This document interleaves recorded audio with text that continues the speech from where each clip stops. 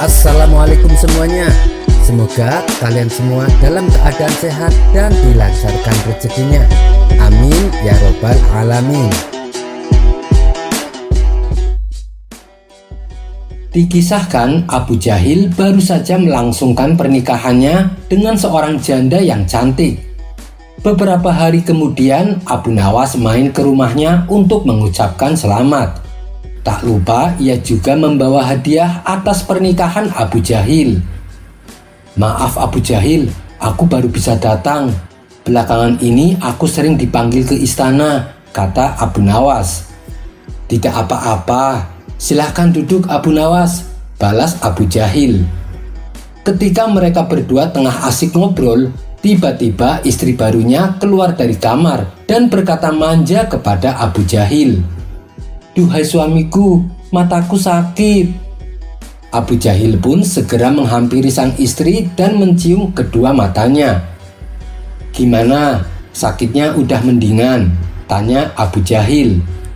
"Iya, aku sudah tidak merasakan sakit," jawab istrinya manja. "Tapi tanganku masih sakit suamiku," kata sang istri. "Kenapa dengan tanganmu?" tanya Abu Jahil khawatir. "Tadi waktu nyuci kayaknya kesleo," jawab istrinya. "Tangan mana yang sakit? Biar aku cium," ujar Abu Jahil. Sang istri pun memberikan tangan kanannya, lalu oleh Abu Jahil diciumnya tangan tersebut. "Gimana, sakitnya sudah hilang kan?" tanya Abu Jahil. "Iya, sudah hilang," jawab istrinya penuh manja. Ia pun lalu kembali masuk ke dalam kamar. Sementara Abu Nawas yang sedari tadi menyaksikan hal itu merasa takjub dengan kesaktian Abu Jahil. "Wahai Abu Jahil, aku tidak menyangka ternyata kau sakti juga ya. Hanya dengan menciumnya saja semua penyakit bisa langsung sembuh," kata Abu Nawas. Abu Jahil tersenyum bangga dengan pujian yang ia terima. "Oh iya Abu Jahil, kebetulan aku juga sedang menderita suatu penyakit. Maukah kau menyembuhkanku?" pinta Abu Nawas. "Bisa saja, beritahu aku apa penyakitmu?" tanya Abu Jahil. "Begini Abu Jahil, selama ini aku menderita ambeien. Tolong cium pantatku supaya penyakitnya langsung hilang," kata Abu Nawas memohon. Sontak Abu Jahil menjadi emosi. Ia pun segera mengusir Abu Nawas dari rumahnya. "Pergi kau, dasar orang gila," bentak Abu Jahil. Seketika Abu Nawas lari terpirit-pirit meninggalkan Abu Jahil. Kisah selanjutnya. Ada kisah menarik tentang malaikat maut ketika menemui Nabi Ibrahim alaihissalam. "Wahai malaikat maut, tunjukkanlah wujudmu seperti wujud saat engkau mengambil nyawa orang-orang yang berbuat dosa." Malaikat maut menjawab, "Engkau tak akan sanggup." Nabi Ibrahim membalas, "Aku pasti sanggup." Kemudian malaikat maut meminta supaya Nabi Ibrahim memalingkan badannya. Setelah Nabi Ibrahim berpaling, dengan cepat malaikat maut merubah wujudnya. "Sekarang berpalinglah kepadaku," kata malaikat maut. Saat Nabi Ibrahim kembali berpaling, di hadapannya telah berdiri sosok makhluk berkulit legam, dengan rambut berdiri, berbau busuk, dan berpakaian serba hitam. Dari hidung dan mulutnya tersembur jilatan api. Seketika itu pula Nabi Ibrahim langsung jatuh pingsan. Ketika tersadar, beliau pun berkata, "Seandainya para pendosa itu tak menghadapi siksa yang lain, dengan melihat wujudmu saja, niscaya cukuplah itu menjadi hukuman untuknya." Kemudian Nabi Ibrahim minta ditunjukkan wujud malaikat maut saat mencabut manusia beriman. Lalu malaikat maut meminta supaya Nabi Ibrahim memalingkan badannya. Setelah Nabi Ibrahim berpaling, dengan cepat malaikat maut merubah wujudnya. "Sekarang berpalinglah kepadaku," kata malaikat maut. Saat Nabi Ibrahim kembali berpaling, maka tampaklah di hadapan Nabi Ibrahim sosok seorang pemuda tampan, gagah, berpakaian indah, dan menyebar aroma wewangian yang sangat harum. Nabi Ibrahim lalu berkata, "Seandainya orang beriman melihat rupamu di saat kematiannya, niscaya cukuplah itu sebagai imbalan atas amal baiknya. Wallahu a'lam bishawab." Kisah selanjutnya. Suatu hari di kota Baghdad digemparkan oleh kedatangan dua orang tamu yang mengaku ulama besar. Mereka berdua adalah Syekh Wahab dan Syekh Qadir. Dengan berpakaian jubah serba putih layaknya orang soleh, mereka menyapa masyarakat kota Baghdad. Para warga pun menyambutnya penuh penghormatan. Mereka menjamu dua tamu agung itu dengan berbagai macam hidangan. Tidak berapa lama terdengarlah suara azan. Syekh Wahab dan Syekh Qadir lalu pamit untuk menunaikan sholat. Mereka berdua pun diantar oleh warga sampai ke masjid. Sesampainya di masjid, Syekh Wahab melepaskan sepatunya dan membiarkannya di luar teras masjid. Sedangkan Syekh Qadir melepaskan sepatunya tapi membawanya masuk ke dalam masjid. Sementara Syekh Wahab dan Syekh Qadir melaksanakan sholat, terjadilah percakapan warga yang ada di situ. "Menurut kalian, di antara kedua orang itu, siapa yang lebih alim?" tanya salah satu dari mereka. "Menurut saya, Syekh Wahab yang lebih alim, karena membiarkan sepatunya di luar. Itu menunjukkan kalau beliau mempercayakan segala sesuatunya kepada Allah," jawab warga yang lain. Namun ada juga warga yang berpendapat kalau Syekh Qadirlah yang lebih alim, sebab dengan dirinya membawa sepatu ke dalam masjid itu menunjukkan kehati-hatian. Kemudian salah seorang berkata, "Lebih baik kita tanyakan langsung kepada kedua tamu kita, pasti beliau punya alasannya." "Iya, benar, itu lebih tepat," timpal lainnya. Ketika Syekh Wahab dan Syekh Qadir itu selesai sholat, mereka ditanyai secara terpisah oleh kedua kelompok yang berbeda pendapat tadi. Pertama, mereka menanyai Syekh Wahab, "Wahai Tuan Syekh, kenapa sih Anda meninggalkan sepatunya di luar teras masjid, padahal Syekh Qadir membawa sepatunya masuk ke dalam?" Dengan tersenyum Syekh Wahab menjawab, "Alasan saya meninggalkan sepatuku karena segala sesuatunya saya pasrahkan kepada Allah. Kalaupun sepatu saya dicuri orang, maka akan saya ikhlaskan dan tidak akan menganggapnya sebagai pencuri. Justru saya akan mendoakan agar sepatuku menjadi kebaikan bagi dirinya." Mendengar jawaban Syekh Wahab, masyarakat pun terkagum-kagum dengan kerendahan hatinya. Kemudian giliran Syekh Qadir yang ditanya, "Wahai Tuan Syekh, kenapa sih Anda membawa masuk sepatunya ke dalam masjid, padahal Syekh Wahab membiarkan sepatunya di luar teras masjid?" Mendapat pertanyaan seperti itu, Syekh Qadir pun tersenyum. Lalu ia menjawab, "Kalau saya biarkan sepatuku di luar, saya khawatir akan menggoda seseorang untuk mencurinya.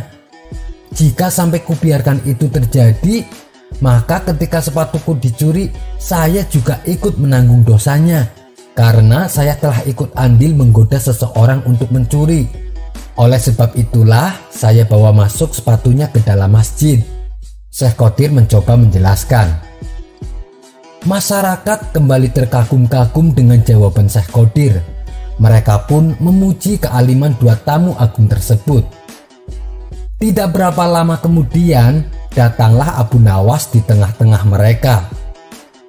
"Waduh, kalian semua gampang terlena dengan perkataan yang terkesan bijak padahal biasa saja," kata Abu Nawas kepada warga yang berkumpul. "Maksudnya bagaimana Abu Nawas? Kedua tamu itu memang orang alim. Mereka berdua juga bijak dalam bertutur kata," balas salah satu warga. Abu Nawas lalu menjelaskan, "Coba kalian perhatikan, antara sepatu yang dipakai Syekh Wahab dan Syekh Qadir, keduanya berbeda. Syekh Wahab membiarkan sepatunya di luar karena memang sepatunya sudah butut. Mana mungkin ada maling yang tergoda untuk mencurinya," ujar Abu Nawas sambil menuding sepatu yang sedang dipakai Syekh Wahab. Dan sepatu yang dipakai oleh Syekh Qadir itu masih bagus dan saya kira harganya pasti mahal. Oleh sebab itulah ia khawatir sepatunya akan hilang. Makanya sepatunya ia bawa masuk serta ke dalam masjid. Kalian semua jangan terlena dengan seseorang yang mengaku berilmu hanya karena penampilan dan tutur katanya. Tapi kalian harus mengetahui sejauh mana kepandaian ilmu agamanya. Mendengar perkataan Abu Nawas itu, Syekh Wahab dan Syekh Qadir pun dibuatnya keki. Mereka berdua tahu betul siapa Abu Nawas. Akhirnya mereka memutuskan untuk pergi meninggalkan kota Baghdad. Kisah selanjutnya. Tersebutlah di negeri Baghdad ada seorang saudagar yang sangat pelit. Dia adalah tetangganya Abu Nawas. Padahal kekayaan hartanya sangat berlimpah. Akan tetapi ia enggan bersedekah meskipun hanya sedikit. Rumahnya yang megah dan mewah berdiri kokoh di antara rumah-rumah kumuh milik tetangganya. Namun demikian, orang itu tak punya rasa belas kasihan. Ia justru memandang sebelah mata melihat kondisi para tetangganya yang hidup dalam kemiskinan. Abu Nawas yang tidak suka dengan perilaku tetangganya yang bakhil itu berniat untuk mengerjainya. Beberapa hari kemudian, Abu Nawas pergi ke rumah orang tersebut. Sesampainya di depan gerbang rumahnya, ia berteriak mengucapkan salam. "Assalamualaikum, izinkan saya masuk." Mendengar ada teriakan dari luar, tuan rumah mendekati gerbang rumahnya. Ternyata yang datang adalah Abu Nawas. Ia pun langsung menyambutnya dengan ramah. "Waalaikumsalam Abu Nawas, silahkan masuk." "Tumben kamu main ke rumah saya," ucapnya berbasa-basi.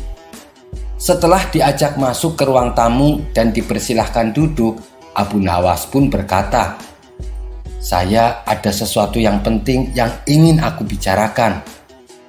"Apa itu Abu Nawas?" tanyanya penasaran.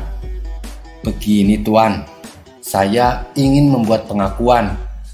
Saya telah mencuri ayam dan saya ingin bertaubat. Maafkanlah dosa saya tuan," ucap Abu Nawas dengan nada memelas. "Saya tidak bisa mengampuni dosamu Abu Nawas. Hanya Tuhan yang bisa melakukannya," balas tetangganya. "Lalu apa yang harus aku lakukan dengan ayam curian ini?"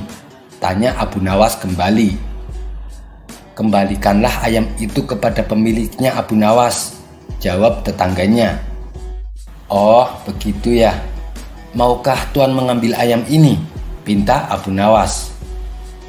"Tidak Abu Nawas, saya sudah bilang kembalikan saja kepada pemiliknya," ucap tetangganya menegaskan.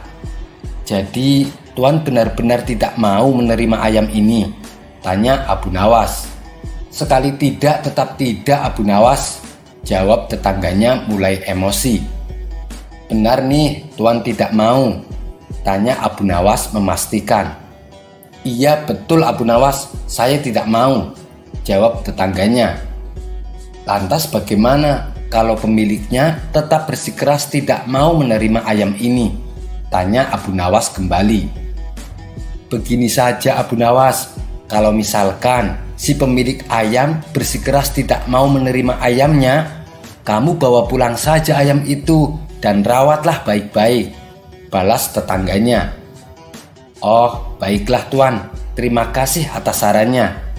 Kemudian Abu Nawas pun pulang ke rumah dengan membawa ayamnya. Sementara tetangganya masuk ke dalam rumah. Setelah masuk ke dalam rumah, betapa kagetnya ia melihat ayamnya hilang satu. "Kurang ajar Abu Nawas, ternyata yang ia curi adalah ayam saya," kata tetangganya dalam hati. Esok harinya tetangganya itu mendatangi rumah Abu Nawas. "Hei Abu Nawas, yang kau curi ternyata ayamku ya. Sini cepat kembalikan," pinta tetangganya. "Tidak bisa, kamu sendiri yang telah memberikannya padaku. Kan sudah berulang kali aku menawarkan agar kamu mau menerima ayamnya, tapi selalu kau tolak. Lalu kamu menyarankan untuk kubawa pulang. Lagian ayamnya juga sudah kupotong dan kujadikan hidangan ayam goreng, ujar Abu Nawas. Awas kamu Abu Nawas, akan kubalas perbuatanmu nanti, kata tetangganya penuh emosi. Ia pun lalu pergi meninggalkan rumah Abu Nawas. Kisah selanjutnya. Abu Nawas memang dikenal memiliki kecerdasan dan kecerdikan. Ia juga sering membantu menyelesaikan masalah orang-orang di sekitarnya. Namun sungguh berbeda di kehidupan rumah tangganya. Abu Nawas mungkin dapat dikategorikan sebagai seorang suami yang takut pada istrinya. Bagaimana tidak? Karena hampir setiap hari Abu Nawas diomelin oleh istrinya. Itu lantaran perilaku Abu Nawas sendiri yang sering pulang larut malam. Karena sikapnya yang sudah kelewatan itu, istrinya menjadi sangat jengkel. Meskipun seringkali diomelin, Abu Nawas tetap saja tidak berubah. Ia masih saja sering pulang larut malam. Dan untuk menghindari amukan istrinya, setiap kali pulang malam, Abu Nawas memasuki rumah melalui jendela. Hingga akhirnya sang istri berencana untuk membuat jera Abu Nawas. Ia tidak akan lagi mengomelinya, namun langsung memukulinya pakai tongkat kayu. Sang istri berharap dengan cara itu Abu Nawas menjadi kapok. Singkat cerita, di malam yang larut Abu Nawas belum pulang ke rumah. Sang istri tahu kalau Abu Nawas pasti akan masuk rumah dengan cara menyelinap lewat jendela. Ia pun sudah menunggu Abu Nawas dengan memegang pentungan kayu. Sang istri akan berpura-pura menyangka Abu Nawas sebagai pencuri karena masuk rumah lewat jendela. Dan untuk melancarkan aksinya itu, sang istri sengaja mematikan semua lampu rumahnya. Waktu semakin larut, namun Abu Nawas belum juga pulang. Sang istri yang sudah mengantuk itu tiba-tiba dikejutkan dengan suara yang datang dari balik jendela rumahnya. Nah, itu dia sudah pulang, geram sang istri. Padahal yang mencoba memasuki rumahnya lewat jendela adalah seorang pencuri. Sang istri menduga jika yang datang adalah Abu Nawas. Dengan membawa pentungan di tangannya, ia pun langsung bergegas mendekati jendela dan bersiap untuk memukulnya. Dari balik jendela, pencuri itu mulai memasuki rumah Abu Nawas. Tanpa ingin berlama-lama, sang istri langsung melayangkan pentungan ke arah si pencuri, hingga pencuri itu jatuh tersungkur ke lantai. "Ampun, ampun!" teriak si pencuri. Namun istri Abu Nawas tetap saja memukulinya dengan pentungan. Setelah beberapa saat, istrinya mulai tersadar. Ia merasa suara minta ampun orang yang dipentungnya bukanlah suara suaminya. Karena merasa penasaran, akhirnya sang istri menghidupkan lagi lampu rumahnya. Sehingga tampak jelas bahwa orang tersebut memang bukanlah suaminya, melainkan orang lain yang hendak mencuri di rumahnya. Si pencuri terlihat pingsan dan penuh luka lebam akibat pentungan istri Abu Nawas. Sontak sang istri langsung berteriak tidak karuan meminta tolong. "Tolong, ada pencuri!" Teriakan istri Abu Nawas ternyata membangunkan warga sekitar. Mereka langsung bergegas menuju rumah Abu Nawas dengan cepat. Setibanya di rumah Abu Nawas, para warga melihat si pencuri sudah pingsan dalam keadaan babak belur. Mereka pun kagum dengan keberanian istri Abu Nawas. "Maaf, aku tidak bermaksud menyakitinya, apalagi sampai separah ini. Aku sudah keliru," kata istri Abu Nawas kepada warga yang datang. "Keliru? Keliru bagaimana maksudnya?" tanya salah seorang warga heran. "Tadi ia masuk melalui jendela. Aku kira itu suamiku yang sering pulang malam, makanya langsung saya pentung. Enggak taunya itu pencuri beneran," jelas istri Abu Nawas. Tidak lama kemudian Abu Nawas pun pulang. Ia kaget, wajahnya menjadi pucat melihat banyak orang di rumahnya. Dirinya khawatir telah terjadi sesuatu kepada istrinya. Ia pun langsung berlari mendekati kerumunan warga di rumahnya. Kemudian ada salah seorang warga yang menceritakan kejadian sebenarnya. Wajah Abu Nawas yang semula pucat berubah menjadi tersenyum. Ia kemudian berkata, Untung saja aku pulang lebih telat. Kalau tidak, aku yang akan mengalami nasib sial itu, ujar Abu Nawas merasa bahagia. Namun demikian, Abu Nawas sangat memuji keberanian istrinya. Meski si pencuri dikiranya adalah dirinya yang sering pulang malam lewat jendela. Kisah selanjutnya. Ada sebuah kisah legenda dari tanah Arab yang begitu terkenal, hingga dikisahkan secara turun-temurun dan telah dialih bahasakan ke dalam berbagai bahasa, termasuk ke dalam bahasa Indonesia. Kisah ini berjudul Laila Majnun, yang maksudnya adalah tergila-gila pada Laila. Julukan Laila Majnun ini ditujukan kepada pemuda bernama Qais, di mana pemuda tersebut sangat tergila-gila pada Laila. Kisah ini sudah dikenal di Persia pada abad ke-9. Namun, kisah cinta ini baru populer setelah dirangkai indah oleh seorang pujangga asal Persia yang bernama Nizami Ganjavi. Kisah ini bermula pada seorang pemuda yang bernama Qais. Dia bukanlah dari keluarga kaya, bukan pula dari keluarga terpandang dan terhormat. Suatu hari, Qais disekolahkan agama oleh orang tuanya di salah satu pesantren di kota. Disitulah awal pertemuan antara Qais dan Laila. Qais pun jatuh hati pada pandangan pertama. Hari demi hari, rasa cinta Qais kepada Laila semakin menggebu. Namun karena ia bukanlah anak orang kaya, sebagai bentuk rasa cintanya, Qais tak dapat mempersembahkan apapun selain puisi-puisi indah. Gayung bersambut. Puisi-puisi indah Qais sanggup meluluhkan hati Laila. Laila pun menjadi jatuh hati kepada Qais.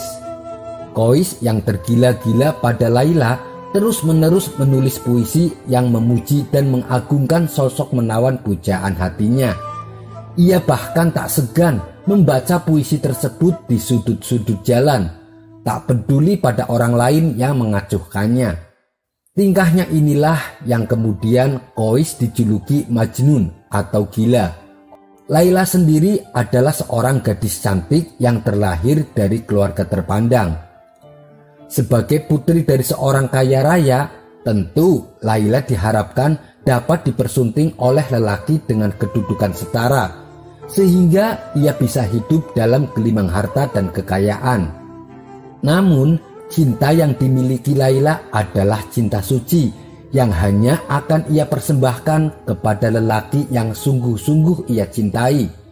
Dan lelaki yang beruntung itu adalah Qais. Begitu usia mereka berdua menginjak remaja, Qais yang dijuluki Majnun atau gila memberanikan diri untuk meminta restu kepada ayah Laila. Hasilnya tentu sudah dapat ditebak. Ayah Laila menolak mentah-mentah permintaan Qais. Ayahnya beralasan bahwa jika pernikahan itu terjadi, kehormatan keluarganya akan tercoreng. Majnun yang terkejut mendengarnya tak kuasa menahan kesedihan. Majnun yang tengah putus asa memilih untuk selalu menyendiri di dalam kamar. Hari-hari yang dilaluinya ia habiskan merangkai puisi tentang pujaan hatinya. Di sisi lain, Laila dipaksa oleh orang tuanya untuk menikah dengan pria lain. Pria itu bernama Ibnu Salam. Dia adalah pemuda kaya raya dari keluarga terpandang. Meski hati Laila menolak, ia terpaksa menerima pernikahan dengan Ibnu Salam. Selama pernikahannya, Ibnu Salam tak pernah sekalipun berhasil menyentuh Laila, apalagi sampai menjamah kesucian Laila. Namun Laila tetap menjalani peran sebagai istri yang baik dan patuh terhadap suaminya. Akan tetapi Laila tak pernah sekalipun merelakan tubuhnya kepada pria tersebut. Berita ini lambat laun sampai juga ke telinga Qais. Sudah barang tentu hatinya semakin tersayat mendengar kabar ini. Ia merasa berdosa karena telah membuat Laila tak bisa melupakan dirinya. Qais tak ingin menjadi beban bagi hati Laila. Sejak saat itulah ia memutuskan untuk menjauh dari peradaban. dan menghabiskan sisa waktunya sendirian di pedalaman hutan. Ia ingin pujaan hatinya bisa melupakan dirinya, meskipun Kois sendiri tak sanggup melupakannya. Hari-hari yang dilalui Kois hanya ditemani oleh hewan-hewan liar yang secara ajaib kerap berkumpul di dekatnya, khususnya manakala cuaca sedang sangat tak bersahabat. Hanya bermodalkan dahan kayu, Kois atau Majnun kembali merangkai puisi-puisi indah tentang pujaan hatinya. Bertahun-tahun kemudian, kedua orang tua Majnun meninggal. Mengetahui hal ini, Laila berniat mengirimkan kabar tersebut kepada Majnun. Namun Laila tak mengetahui di mana keberadaannya. Setelah mencari informasi kesana kemari tentang keberadaan Majnun, kemudian Laila menjumpai kakek tua yang diyakini mengetahui di mana Majnun berada. Awalnya kakek tua itu tidak mau mengatakannya. Alasannya karena ia telah diamanati Majnun supaya tidak memberitahu kepada siapapun tentang keberadaannya. Namun melihat Laila yang memohon dengan sesenggukan, kakek tua itu pun tak tega. Ia akhirnya menyetujui permintaan Laila, tapi dengan syarat kabar tentang kematian orang tuanya Majnun harus kakek tua sendiri yang memberitahu. Harapan Laila untuk bisa berjumpa dengan Majnun kandas tidak kesampaian. Meskipun hati Laila sedih, tetapi setidaknya ia bisa berbicara dengan orang di mana orang tersebut berbicara dengan pujaan hatinya. Matanya bisa memandang orang di mana mata orang tersebut bisa melihat pujaan hatinya. Suatu hari ketika kakek tua itu menemui Majnun, ia pun menyampaikan kabar tentang kematian orang tuanya. Perasaan sedih, pilu dan menyesal dirasakan oleh Majnun. Majnun kemudian bersumpah untuk menghabiskan seluruh sisa hidupnya di padang gurun. Sementara Laila setiap hari bolak-balik di makam orang tuanya Majnun. Ia berharap akan bertemu pujaan hatinya. Namun harapannya kembali kandas karena tak pernah sekalipun Majnun pulang mengunjungi makam orang tuanya. Beberapa tahun kemudian suami Laila meninggal. Meski tengah dirundung duka, Laila tetap berharap ia dapat berjumpa dan bersatu dengan cinta sejatinya untuk selamanya. Namun sayang, takdir tak berkata demikian. Sebab dalam tradisi keluarganya Laila diwajibkan untuk berkabung atas kepergian suaminya selama 2 tahun. Selama itu pula Laila tidak diperkenankan menemui siapapun. Ia pun menangis. Ia tak terima dan tak tahan jika harus menunggu 2 tahun lamanya untuk dapat bertemu dengan sang pujaan hati. Sebab ia sudah sangat tersiksa setelah harus dipisahkan bertahun-tahun lamanya. Laila pun menyerah pada kehidupan. Ia akhirnya jatuh sakit dan meninggal akibat rasa rindu yang tak tersembuhkan. Laila meninggal tanpa mampu menemui Majnun sang pujaan hati. Kabar kematian Laila pada akhirnya sampai juga terdengar oleh Majnun. Sesaat setelah mendengar kabar tersebut, ia langsung pergi menuju tempat di mana Laila dikuburkan. Di sana Majnun menghabiskan waktunya dengan menyesali dan menangisi Laila, sosok pujaan hati yang harus ia relakan pergi untuk selama-lamanya. Kesedihannya yang begitu mendalam membuat Majnun menghembuskan nafas terakhirnya tepat di pinggir makam Laila sang pujaan hati. Konon ruh mereka bersatu dalam dunia yang abadi. Begitulah kisah cinta Laila dan Majnun yang harus berakhir tragis dan memilukan. Namun kisah perjuangan mereka dalam menjaga kesucian cinta bagi satu sama lain akan terus abadi dan selalu dikenang, terutama oleh insan-insan manusia yang mencari cinta suci dari kekasih sejatinya. Inilah beberapa kalimat puitis yang diucapkan oleh Majnun tentang pujaan hatinya yang sangat ia cintai. Bila Laila menanam serumpun mawar, Majnun menyiraminya dengan air mata. Bila kau tahu hakikat seorang pecinta, kau pasti menyadari bahwa cinta akan meleburkan jiwamu ke dalam jiwa kekasihmu. Suatu hari ada orang bertanya kepada Majnun, "Wahai Majnun, apa menurutmu tentang keindahan dunia?" Majnun menjawab, "Seandainya seluruh keindahan dunia dikumpulkan jadi satu, bagiku lebih berharga debu yang menempel di sandalnya Laila." Suatu ketika saat Majnun hendak menemui Laila, tanpa disadari ia lewat tepat di depan orang-orang yang sedang sholat. Sekembalinya dari rumah Laila, Majnun ditegur oleh orang-orang yang tadi mengerjakan sholat. "Hei Majnun, hei gila, kamu tidak waras ya? Tadi waktu kami sedang sholat, kamu malah berjalan tepat di depan kami." Mendengar itu pun Majnun menjawab, "Maaf, saya sama sekali tidak menyadari dan saya tidak melihat kalian, apalagi melihat kalian sedang sholat.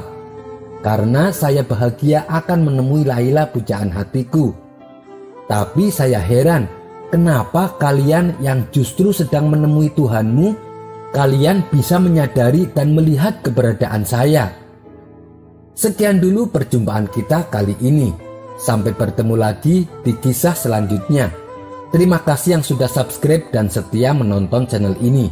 Wassalamualaikum warahmatullahi wabarakatuh.